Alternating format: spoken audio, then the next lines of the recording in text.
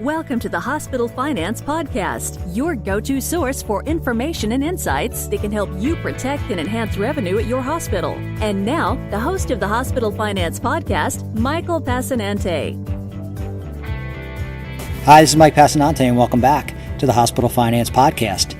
Today, I am joined by Miranda, who is the Director of Emerging Payment Models at Besler. And I'm also joined by Kristi Morris, who is the Director of Revenue Integrity Services at Besler.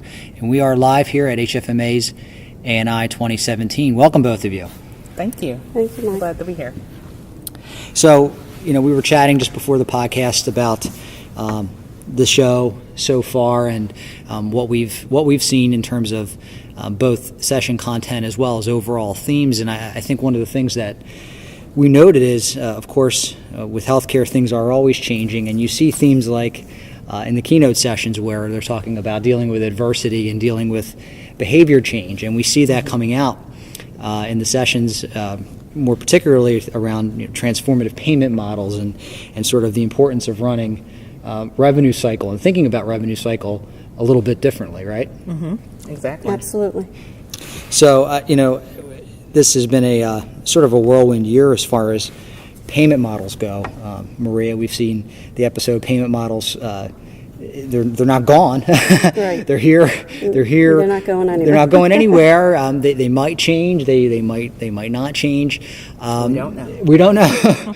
We don't know. So what from what you've seen here and your just general sense of what's going on out there, what is your feeling for how members of HFMA are looking at this? Sure. So I've obviously concentrated on those types of sessions, and I guess everyone pretty much has the same ideas that this really isn't going anywhere, and that hospitals are really on board. Even though we're waiting for CMS to give us some direction in terms of where those payment models go, I think hospitals just know that this is the right thing to do, and they're, regardless of what happens with CMS, they're going to continue along that path because what we have today is not sustainable, and I think everyone pretty much understands that, and we're just going to continue to see that going forward. Yeah, I was in a session yesterday, and what was interesting is it was a CFO from a hospital in Vermont.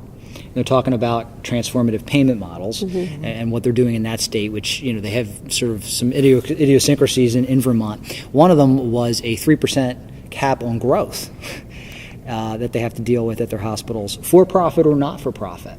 And so as you're thinking about increasing your service lines and trying to grow out their business, if you will, and deal with all of these new payment models, they have to deal with a growth cap too. Absolutely, and and it's not just CMS.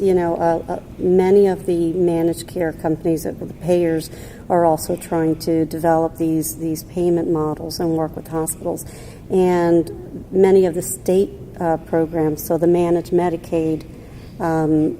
They're starting to roll these out, so hospitals really have to deal with this across the board.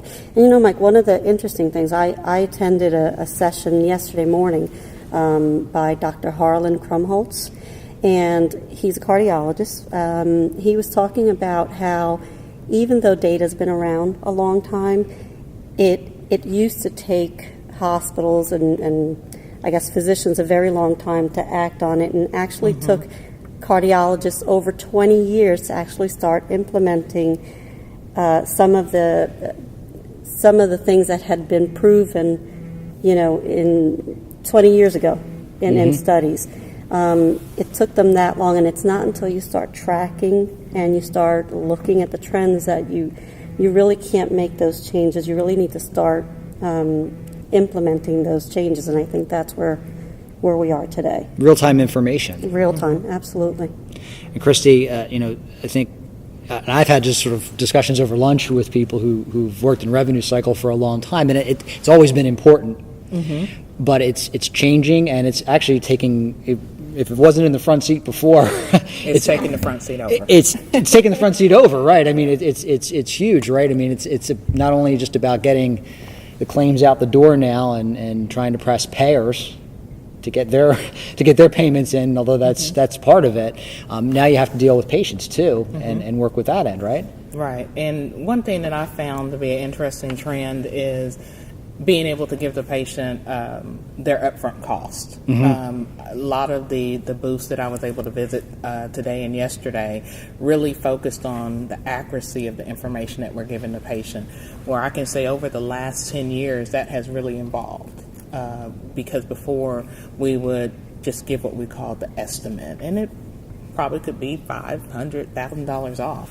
It's like now it's down to the penny. You're using your historical data in order to get the most accurate estimate for that patient.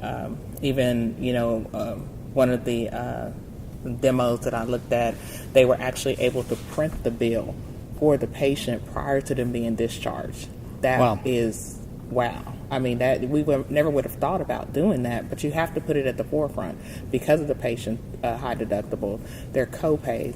They need to be well informed of what their out-of-pocket expense is going to be. That helps them determine what their health care is going to be.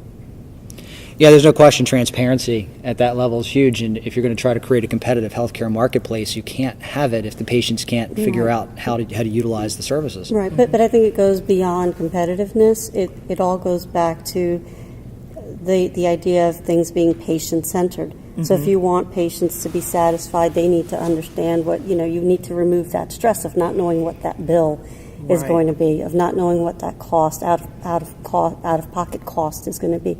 So just focusing on the patient, whether it has to do with billing, whether it has to do with payment models, it really doesn't matter. The whole idea of transforming our industry is the fact that we need to put the patient at the center of everything we do. And I think, one of the things that have come true for the hospital setting is that patients have a choice. I know just in my area where I live, there's 5 or 6 hospitals that I can choose to go to. So based on my previous experience with their system, that's going to help me determine if I'm going to go back there, or I can just go 5 minutes down the street to someone different. I mean, there are so many competitors out there, and the patient always has to be at the center of everything that you're doing. And they have a lot more information now too, with the internet, yes, with of course. which is everything. Right. It's different, and that goes right down to the physician level when they're being rated, and we all know hospitals are trying to feverishly get that information back to the physician so they can help manage their own brand, if you will.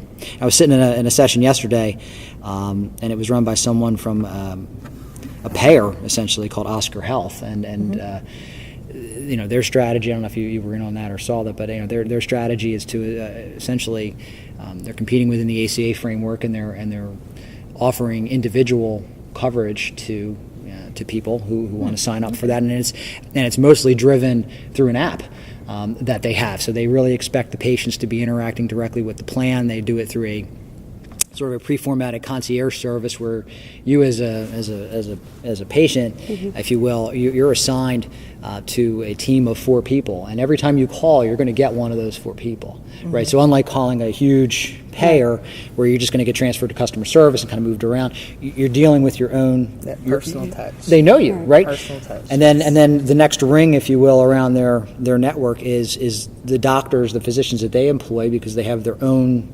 telemedicine ring that they have. They kind of showed it that way on their graph.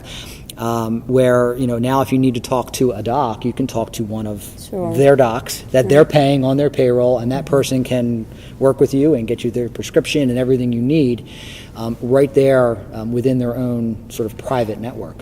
Right. So very patient-centric, as you said. Absolutely. And Oscar probably has an advantage because they're relatively new to the payer space. So they didn't have to reinvent themselves. They could have just started out that way. exactly the way they envisioned it. So, as opposed to like hospitals that have been working the same way with fee-for-service for how many years and now have to reinvent themselves and figure out a new way to do it. No, clearly their establishment, I think, was in 2012, and it was they brought a lot of people in from outside of the healthcare space, or more consumer-centric organizations to help bring that thinking into their product.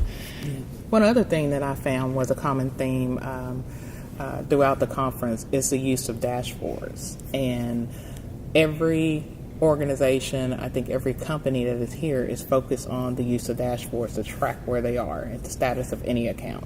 So you can see what your staff is doing, how many accounts they work, even how many claims that you have holding in AR, where before it was a report that you would print out. And you would have to go line by line on that report, looking up each account in your patient accounting system. Now it's just a click and everything's on your dashboard. Sure. You know, I don't like how these numbers are looking today. Let me double click on this bar. And it takes you directly to all of that information. I mean, it's so much more efficient now that, like you said, how the revenue cycle has that's just transformed. It's efficiency. We have to get this money into the door a lot quicker.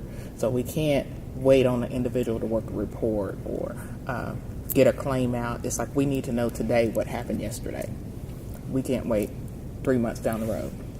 That's right. That's right. Do you sense among folks that you've talked to that they're sort of looking at this transformative period that we're in as an opportunity? Are they frustrated with some of the adversity that we're facing? I think a couple individuals that I had conversations with, they're not for sure what to do. They're not for sure should they go ahead and be innovative and start with a new product or a new process, like what you said, or should they just wait and see what happens? I think it goes back to how when we implemented ICD-10 a couple years ago, how there was all of these years of preparation for ICD-10 and hospitals were bringing in new employees or new processes, and it was a lot of getting ready. And then when it finally got down to us, it was like, oh, okay, it wasn't as bad as what we thought it was going to be. And I think that's the fear, too, is that we don't want to jump the gun and think it's just going to be really, really bad when we get to these payment models or the value-based payment system. So it's kind of that in-between, not really for sure what to do. Right, and I think it's a little both, right? So there is obviously a lot of opportunity for all of us to get better, but there's also frustration because we know what the future looks like. We know that we have to go towards, value.